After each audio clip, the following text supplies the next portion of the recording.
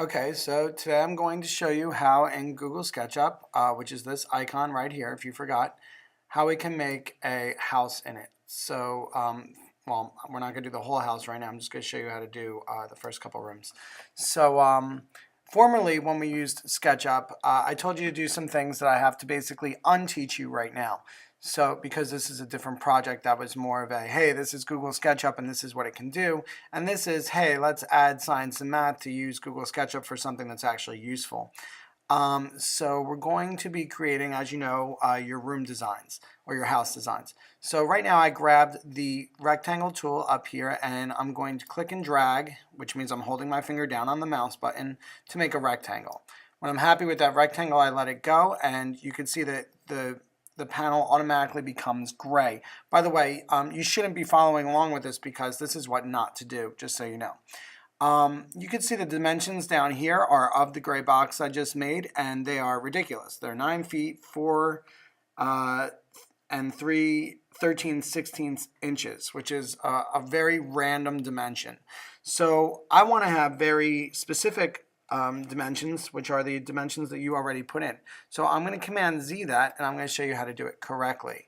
We're still going to take the square tool, but and by the way, we do want to keep this figure here, so don't delete him. If you have deleted him, Command Z until he comes back, or you may need to restart. Another thing that I should mention when you're starting is it may ask you for scale. You're going to choose the top one, which is feet and inches, which makes sense because we're in America. All right, so I'm going to put my pencil around somewhere near the green line, and I'm going to click once and release, which means that my finger is not on the button, and you can see that my rectangle is now open and extended, and it's not gray, it's actually clear. You can still see that the dimensions are filled in. However, if I let go of the mouse entirely, which is really important that you do this, let go of the mouse entirely and just start typing. Don't worry about where the cursor is. It's automatically in the dimensions. So if you start writing numbers, like I'm typing right now, 10 feet by 20 feet. That's the dimensions of my garage. And I'm double checking my dimensions right now, like I'm looking in that dimensions area before I press return, because I want to make sure I labeled it right.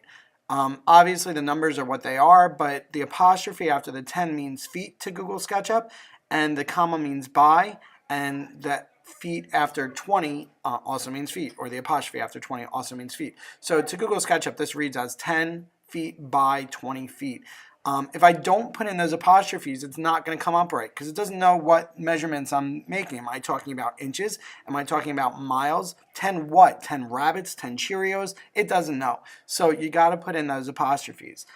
After I double check to make sure it's what I think it is, I press return. So this way I don't have to do it all again. And you can see that it becomes that size. So if I orbit over this, you can see that it's a rectangle. Next to my guy, at a glance, it looks to be the right size, but I'm going to use my measuring tool now, which we probably have never used before, and I'm actually going to measure it. So if I click one corner and move to the other corner and just hover, you can see that it tells me in both the dimensions and right next to my measuring tool that it's 10 feet. And if I move it to the other area, you can see that it's 20 feet. Now if I do the diagonal, it's some random number, who knows what that is. But obviously the dimensions that I put in are correct. So that's exactly what I want. Now to get out of any tool in the middle of using it in SketchUp, I have to press escape. So that's what I'm going to do now. All right. And that's how you make a correct room. And now I'm going to show you how to do the walls and make it a slab. Keep in mind that I am going to show just the next step.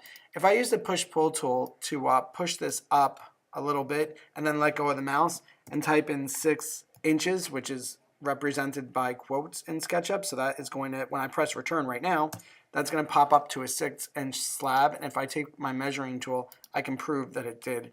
My point is that whenever you need to put in numbers to Google SketchUp, you just got to forget about moving the mouse towards the area where you're putting in the numbers. You always just let go of the mouse completely and then tell it the dimensions. When you press enter, it should show you that it's locking into position.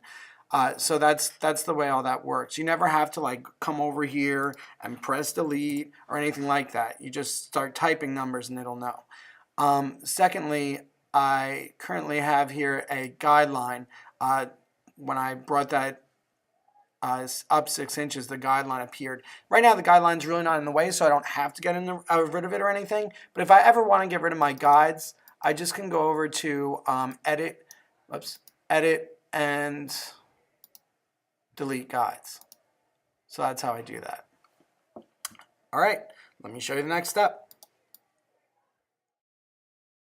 All right, so now I have what we're going to call a slab or the floor at 6 inches high, and we already know my other measurements are 10 feet by 20 feet. Check. Okay, I'm pressing the escape button to get out of the measuring tool, and I'm going over to this tool, which is called the offset tool, and you may have used it before.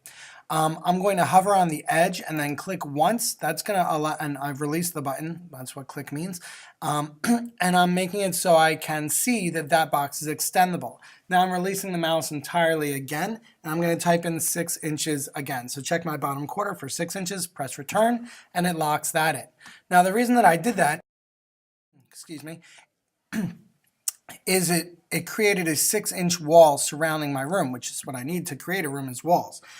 When I raise it up, however, I'm going to Command Z that. When I raise it up, I'm going to hold down my Alt or Option button on my keyboard, and that's going to allow me to create that wall while keeping this slab separated by this line. If I don't do that, it's going to remove my slab, and I need my slab for the next steps.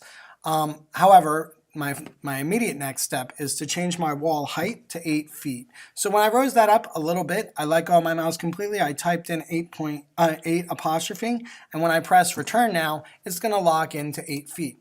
Now, of course, the question is, if it's 8 feet, why is it 8 feet 6 inches? Well, because our slab is 6 inches, and if I click from my slab to the top, we see that it's 8 feet. All right, pressing the escape button again. So now if I rotate, by the way, I have 4 walls which create a room. So